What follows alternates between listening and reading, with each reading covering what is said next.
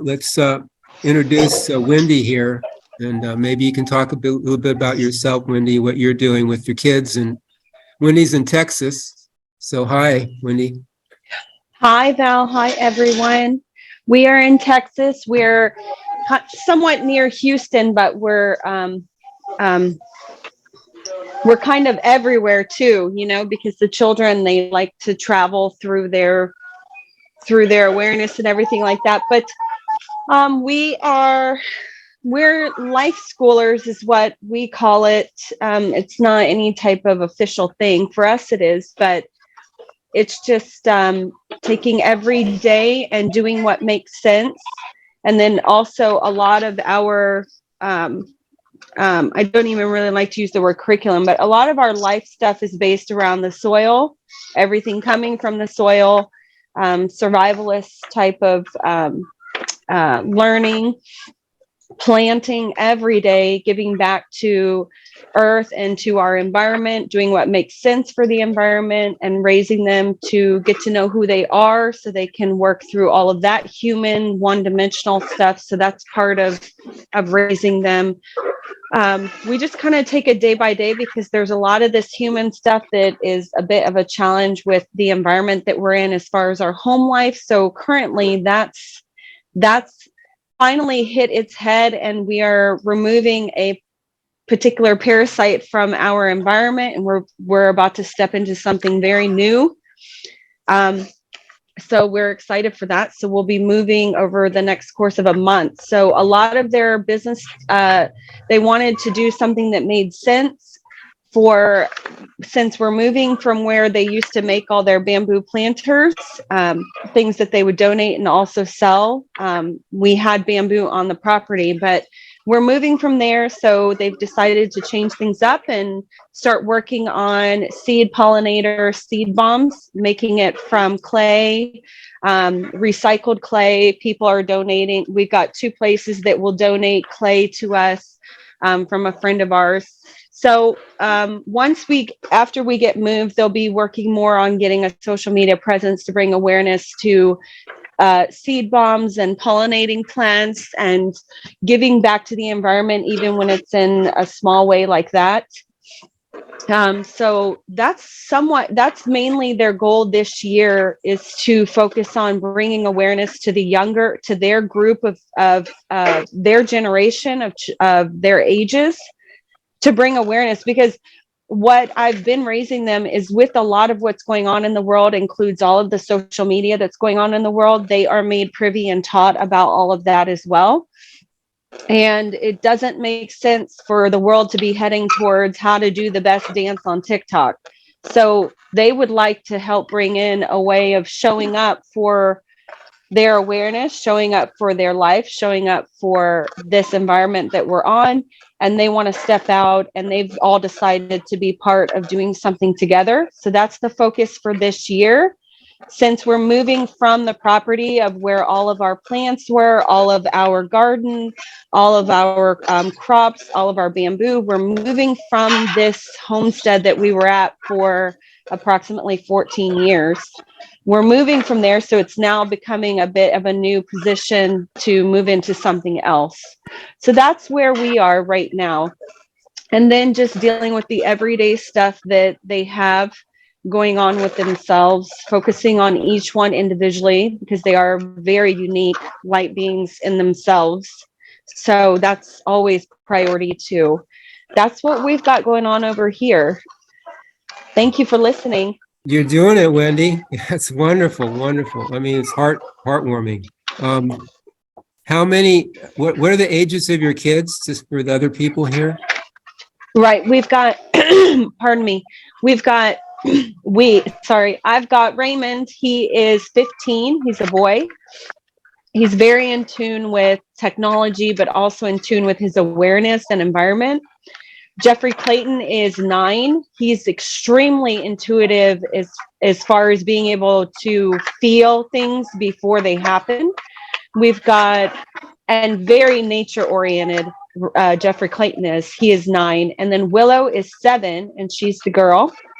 She's a bit more free with herself, which is very interesting to watch and to help her grow into. She's also just, she's like this huge light. You just can't not watch her develop so beautifully. So we've got 15, 9, and 7. So they're all kind of moving into specific areas this coming year of, you know, being a human, because there's all these human things going on with preteen, teen, you know, and all these things. So that's their ages. Well, indigenous cultures, they're approaching manhood and womanhood and getting into the reality here. What kind of community do you have that you're working with? Do you have other families you're working with? No, we don't currently have any more. We had several families that we considered to be in co-op with, that unfortunately we cut ties with 3 of the 4. And there were various reasons why we all made the choice to do that. Most of those reasons involve just the families being inappropriate. So we aren't currently, we're kind of like sole rangers now. We have one other co-op family that is still seemingly behaving appropriately. So we do encourage to do things with them, but we are extremely far apart. They're I was going to say they're all the way in Austin, when right now we are actually in Austin at my sister's. So they're pretty far away. So as far as weekly things, it's not so much. So really right now, the kids communicate with a lot of their community friends virtually on the devices, it's becoming a very unique world where now it's moving towards a lot of more virtual work and virtual communication. So we did decide that when we do this move, we're going to work on, you know, bringing more awareness through their social media presence. And then they would like to focus on building a community around they're calling them life bombs. They decided on the name, and it's life bombs, which is their motto is seeding life. So they want to seed life itself through the seed bombs and bringing awareness to people giving back to their environment. Even if they're on a trail walk, even if they have camping in the park, just having those seed bombs on hand to just toss into the environment or nicely place or make it a monthly or weekly thing for people. They also want to help bring awareness to families about composting.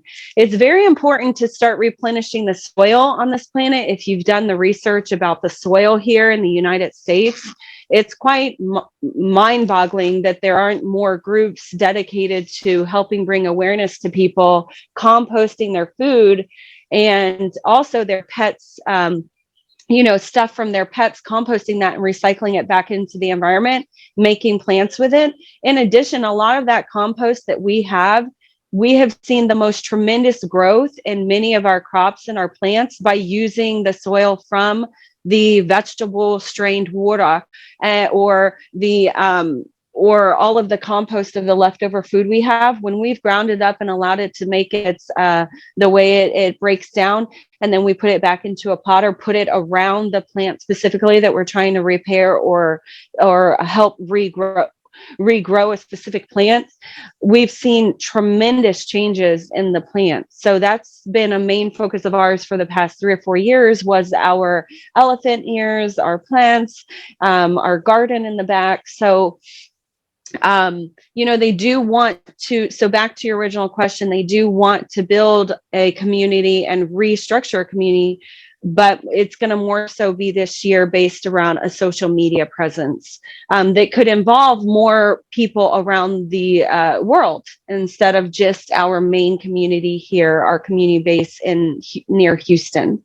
Great. And I welcome your kids to post in our group, our Facebook group, and just generally all around, since that's going to be their focus. So we're posting stuff that we're doing locally and sharing it. You could join other Facebook groups that are doing something with the soil or the environment, just to get us out there too. And also invite people to our group, our public group, the new adventure in awareness school. So that's something they could be doing too. But that's great what you're doing and what you've done. It's just wonderful. You're on track, I'd say. So we want to help. In this school, we want to help you to reach more of your potential. That's the idea here with what everybody here is doing, plus the public, help them, give them the opportunity to reach their potential, especially with the environment. That's where it starts. Clean food, clean water, clean air. Yeah, the compost, I can see, I'm down here in Baja where it's very sandy silt soil, if you can call it soil. I mean, it's real easy to dig. You can dig like a couple feet down in a couple minutes. It's so easy, but there's not a lot of organic material in what we have here to work with. So I started a compost pile. My tomatoes in the compost pile was, huge, and the one in the soil, it actually died because there was nothing to feed off of. The roots had nothing to feed off of. So composting, very important. The soil, very important. Chemtrails and all the crap that's being dumped into the soil and water, I mean, affects the microorganisms. Thank you, Wendy. And maybe we're going to have these meetings for everybody every other week. So you're welcome to bring your kids in next time too, and we can meet them because they're of age now, you could say. Yes, they are. They are. They right now are with my sister. It's been quite a few traumatic last few days, so we're trying to just get them recouped on the mental side of things to make sure they're all right for the coming month of the move and everything. So I would have had them on today, but again, they're still a bit fragile, but they're so strong with what's happened. So that's why they're not on today, but they sure will be ideally next week if this is weekly. So, and what's also great is they will be able to talk about, after all of the education that I've been working with them on, that when you said clean air, clean water, clean food, they are extremely privy to this because they're seeing the effects on their body. Even when we are eating almost as clean as it can get, they're still seeing many effects that we can't quite control. And it's made them very aware, self-aware as well, to see that some of the main components and for a 7, 9, and 15-year-old, if you were to line up, others comparably, you'd see that the others are not, 9 out of 10 are not concerned at all with the air, water, or clean food. But mine are. They're like, where can we go that is away from all? They're just trying to find ways. They're like, they read the boxes of everything, which we don't get a lot of box stuff, but they're extremely aware now, maybe in a sense of where it's not healthy, but I wanted to make sure that they question everything and they research and they become more aware about how, how polluted everything is. Like Raymond the other day, he lifted something up that was given to him as a gift. And he said, Mom, I won't use this. And I said, why so? And he said, this is just not going to be good for me. And, there's no point. It's a waste, and I looked at the ingredients and he said, I just don't even want to put this on my skin or my hair. It's just not I'm going to stick with what we make. And so it's kind of like that. It's kind of like where they are now seeing, so much is harmful for them. One of them asked the other day, where can we get clean water? Because with this big change that we're all going through, we're again leaving our estate, our home that we've been at for a very long, long time. So we've had to look at other places, and it's been quite a struggle, but it's all going to take its course, right? And one of the main factors was looking at somewhere where there was clean water. And it was a very big factor for us because we've lived somewhere for so long where we had spring and well water. So even with them being so cautious of mom, we have to filter out where the places are because we just cannot do, the public water, the sewer water, or the toilet to tap water. That's how much of a current concern it is for them that they said it before I had even put it in the search of the filters. So that was really great to see that stuff is coming to fruition, that it's actually sticking with them and becoming ingrained in who they are to stand up for themselves, and then be able to stand up for others and work towards something in their future instead of just sitting and lying down about it and being aware about it but not doing anything about it. So it's been quite interesting and fun to see that play out with the children. With this move, they brought up so many things that are great, that tie into what they've been taught from the information I've been learning from Dwayne's books, from my own awareness, from my own dream side, real side experiences, and to be able to instill it in the kids and then see it come out has been actually quite pleasurable. So yeah, they're very in tune with clean, like the clean environment and putting back into the environment. It's one of the key things that we could work on, because they look at me and say, what for to have children? What for to have children then, mom? We're just putting them into this type of environment if we're not going to work towards a better environment. So, and they know we're not here to excuse me, they know we're not here to save the planet. We're just here to improve it while we're here each lifetime, become more aware and do what we can. So yeah, I'll sum that up there. Wonderful. Yeah, they're the teachers. They are going to be the teachers of us all. I've got this woman, Markita. She's from the Czech Republic. She did the Pacific Crest Trail with her family last year. I think it was a 2-year-old, which said they carry a 3-year-old and a 5-year-old, or a 5-year-old and a 7-year-old and a 2-year-old, something like that. But she's interested in this too. But she took these kids on this, adventure, which is just awesome. The two of them walk themselves, and they got a lot of education, in the wilderness, being out there surviving through that. And she's wanting to get a school started too. She's interested in this, what we're doing. So I hope to bring her in, and your kids will have somebody, well, your kids are older, but there'll be another family here hopefully soon too, you can relate to.